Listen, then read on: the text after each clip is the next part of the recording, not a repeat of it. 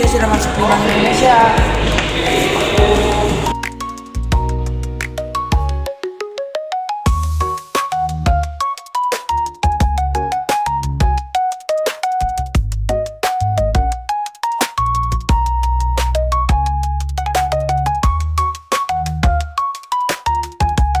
Ayo laki-laki boleh? Yang satu perempuan kiri, satu perempuan kiri, satu lagi. Jidan. Ya, kanan. Nah, ketika aku masuk, terus tuh nasabahnya dikunciin kayak gini. Berapa kunciin aja nggak usah dibuka? Kunciin aja nggak usah dibuka. Abang kasirnya ada di sebelah sana.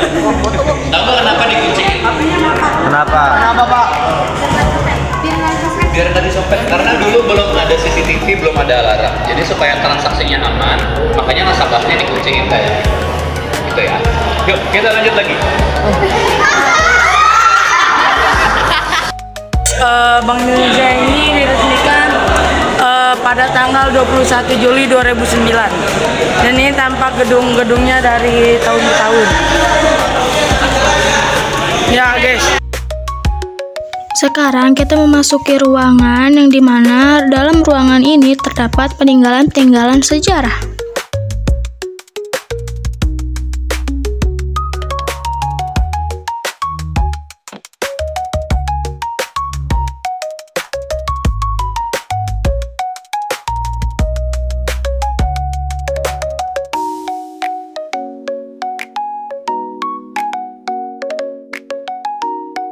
Di sini terdapat bumbu-bumbu dapur yang sering disebut dengan rempah-rempah.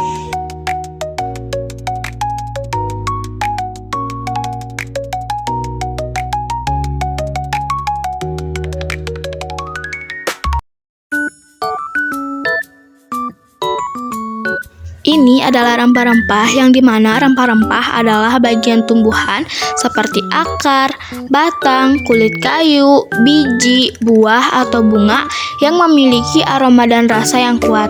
Digunakan dalam jumlah kecil untuk membumbui masakan, mengawetkan makanan, pewarna alami, hingga pengobatan. Nah, ini adalah kapal yang melambangkan awal mula perdagangan dan interaksi ekonomi Nusantara.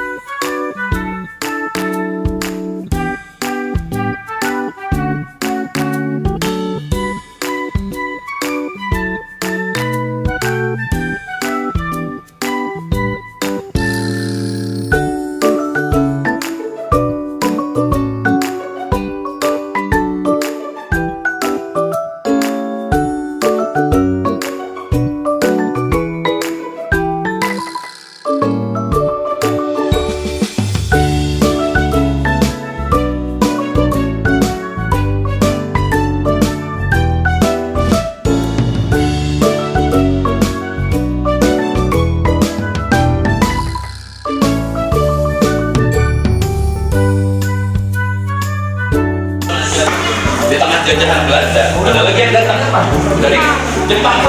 Ini kan seragam gua. Tahun 1942. Ini ada yang tahu nggak nama senjatanya? Samurai. Yakin? Katana. Katana. Samurai adalah orang yang pegang katananya, ya gitu ya.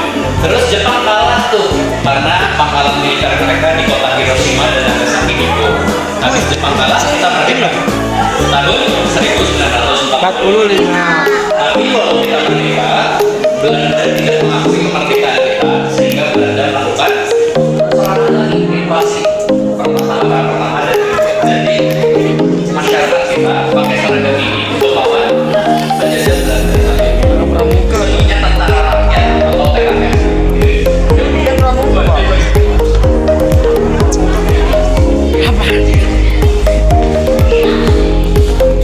Kita langsung lihat sebelah ini. Sebelah kiri ini adalah suasana kerja yang pakai tulisannya kayak gitu ya, pas tulisannya di Java Setting.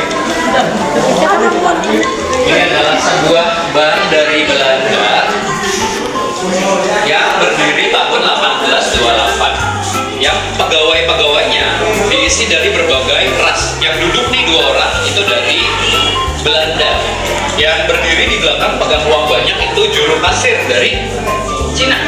Dan ada juga beberapa penduduk asli Jawanya yang juga yang bekerja di DJP. Ada yang lihat nggak di mana orang Jawa di dalam ruangan ini? Bukan. Ada di dalam orang Jawanya, ada yang nemu? Ayo, di gambar, betul, di gambar sebelah kiri ada orang Jawa. Tapi waktu itu orang-orang asli pribuminya ditempatkan di pojokan ruangan gitu sebagai pekerja kasar kayak kuli panggul, tukang antar surat dan lain-lain. Yuk kita lanjut lagi. Nah dia pasang bank, akhirnya ditutup dan digantikan menjadi Bank Indonesia tahun 1953. Kita lanjut lagi.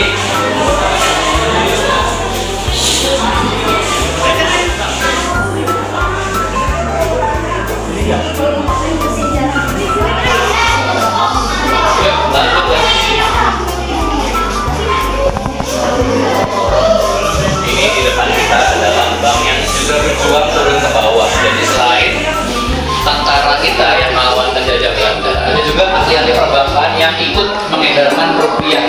Karena saat itu mengedarkan rupiah sangat berbahaya. Jadi dulu kalau kita pegang uang kita sendiri, kita tuh bisa ditangkap, bisa dipenjara, bahkan bisa ditembak di tempat. Karena dulu yang bawa uang Indonesia dianggap sebagai pemberontak. Gitu ya. Lanjut lagi, kita masuk ke tahun 65.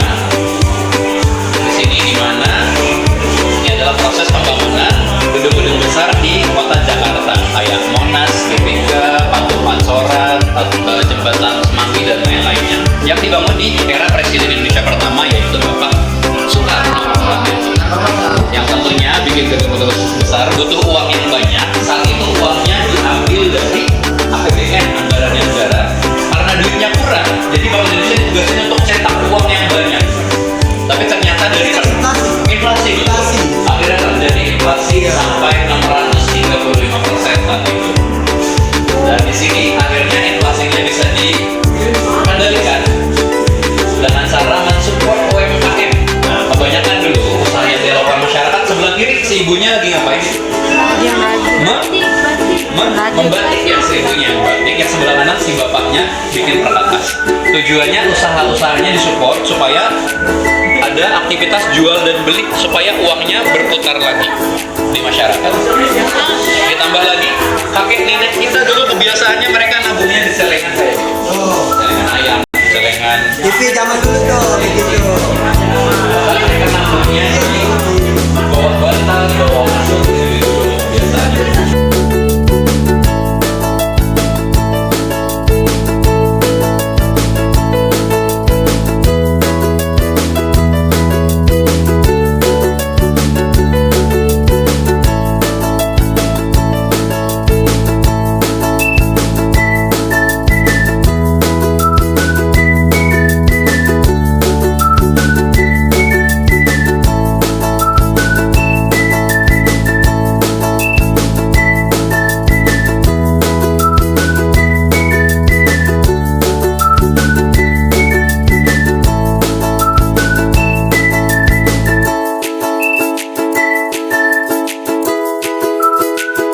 Ada di moneter, emas moneter guys. Nah ini emas replika yang zaman dulu banget gitu. Selanjutnya kita masuk ke dalam koleksi numismatik yang dimana koleksi numismatik itu terdiri dari benda-benda kuno seperti uang kertas, koin kuno, dan token yang pernah beredar dan digunakan oleh masyarakat.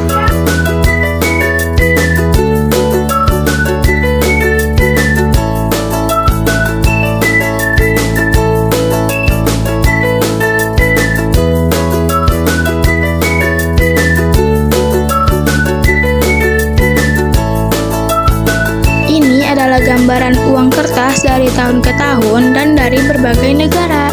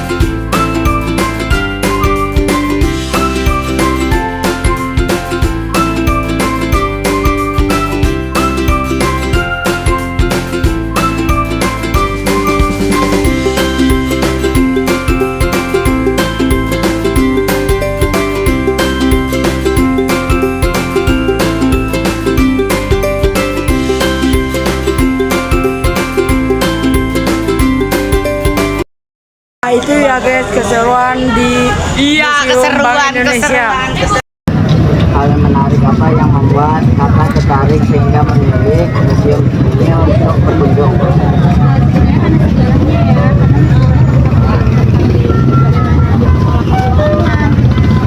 Iya, tertarik